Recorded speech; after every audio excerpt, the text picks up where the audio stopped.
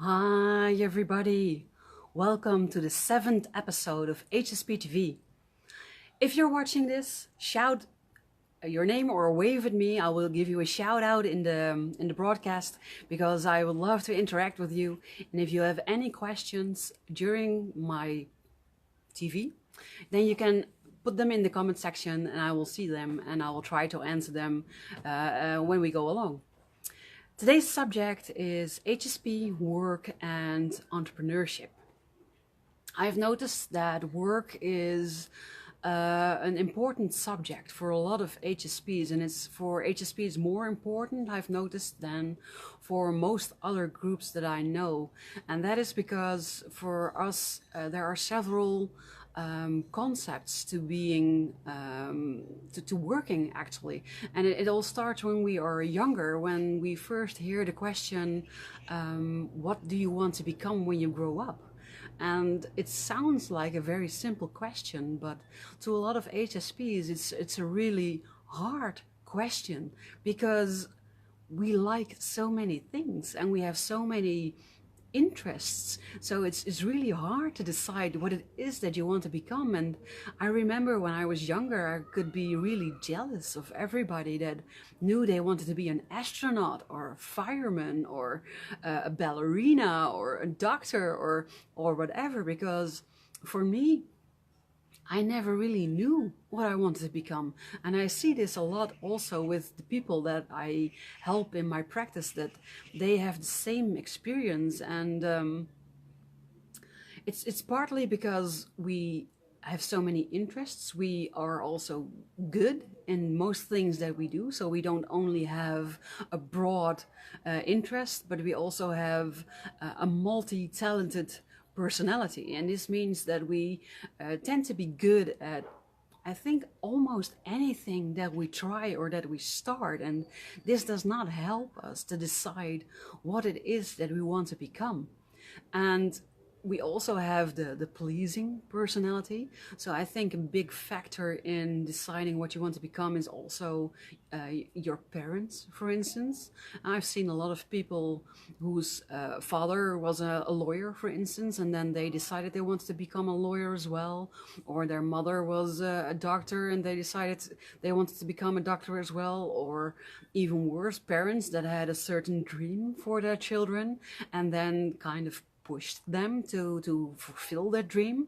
And it turns out that a lot of HSPs start a study that they don't feel a real passion for with their head. Then they decide, oh, my parents want me to become this, or I see my father being successful in that, I want to follow in his footsteps.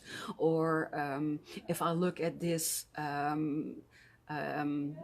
education, it offers great jobs when you're finished, so it will be a sensible choice to follow this education, because then I am almost certain that I have a job when I'm finished.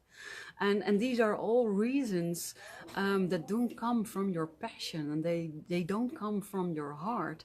And this makes it so that we tend to end up in jobs that are not satisfying, that we don't like, that basically hurt us every day, that we have to go there.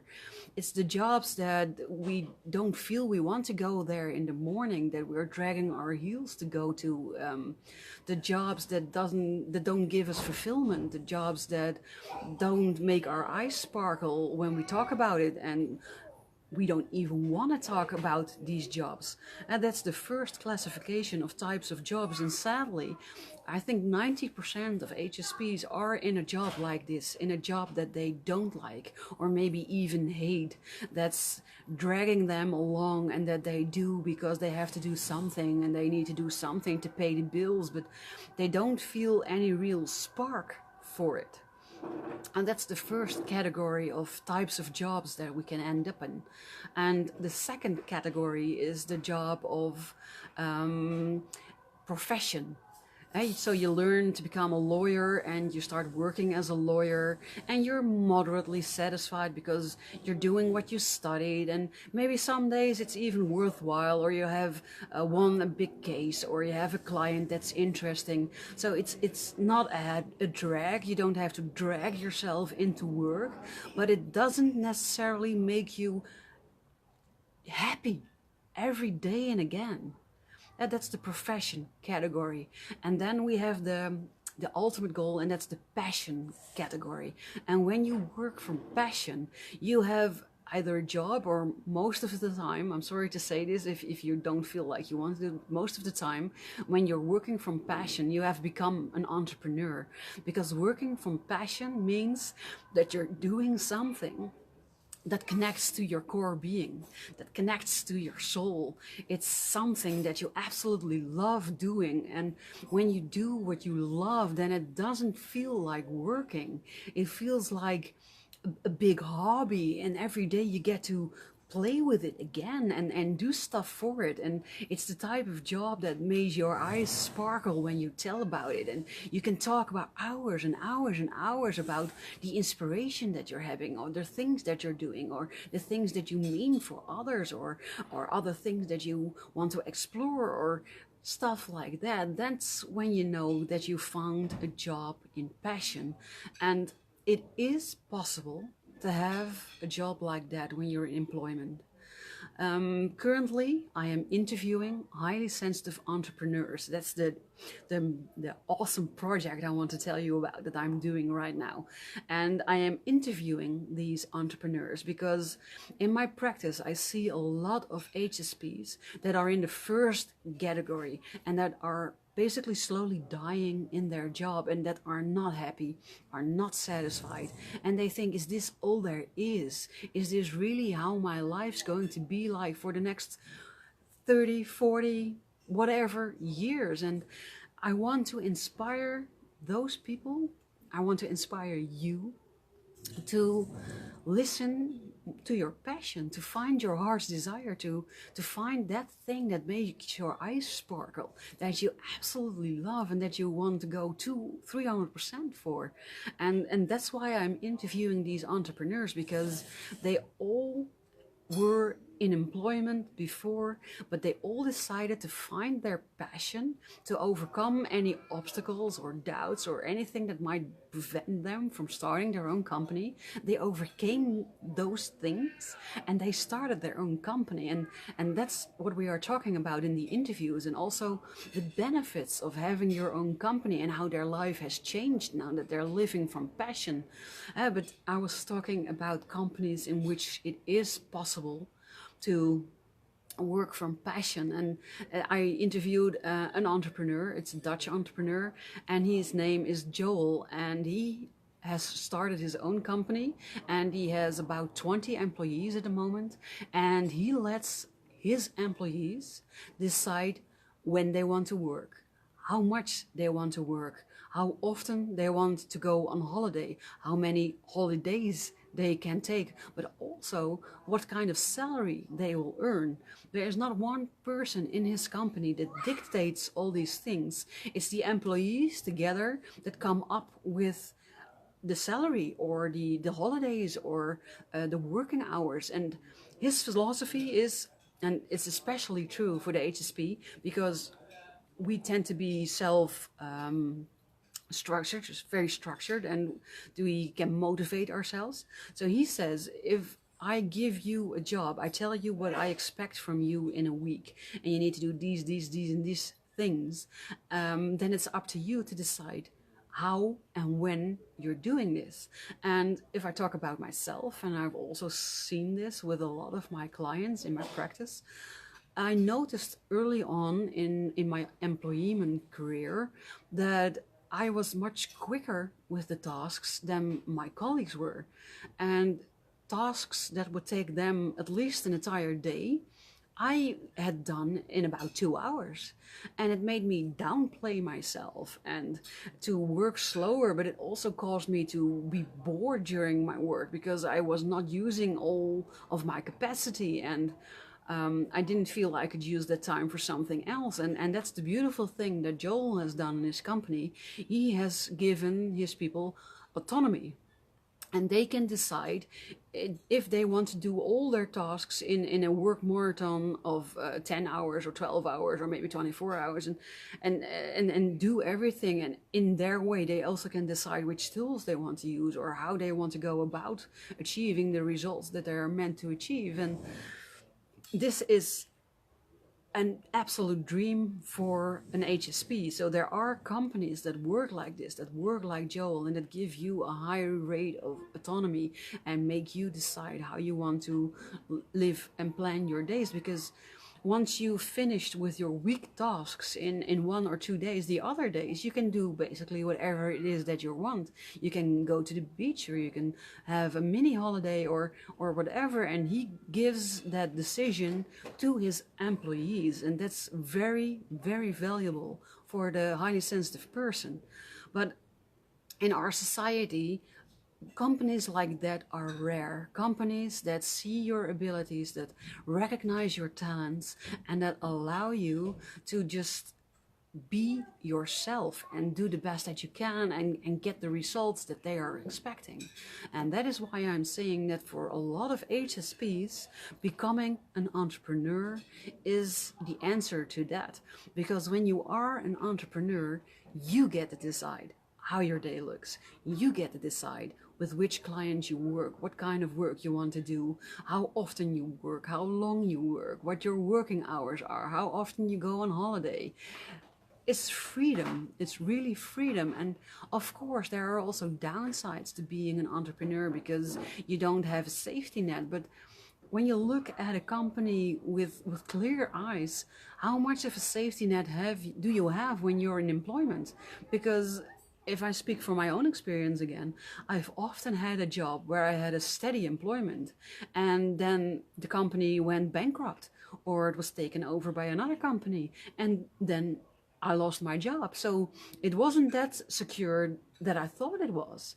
And the great thing with being an entrepreneur is that you get to decide. So if you're doing something that doesn't generate enough money, you get to decide to quit it and to start something new. And you also get to decide where you want to work, and you can mold your company to your natural rhythm. Because if you are like me and you're an evening person, then you are not at your best at 8 or even 9 o'clock in the morning.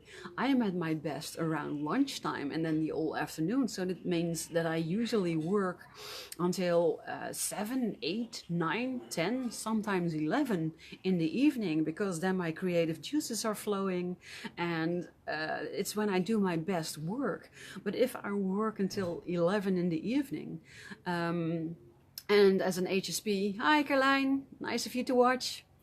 As an HSP, you need at least 8 or 9 hours of sleep. So if I work until 11 and I need some downtime to relax and stuff, and I want to be at work at 8 o'clock in the morning, then that's simply not possible.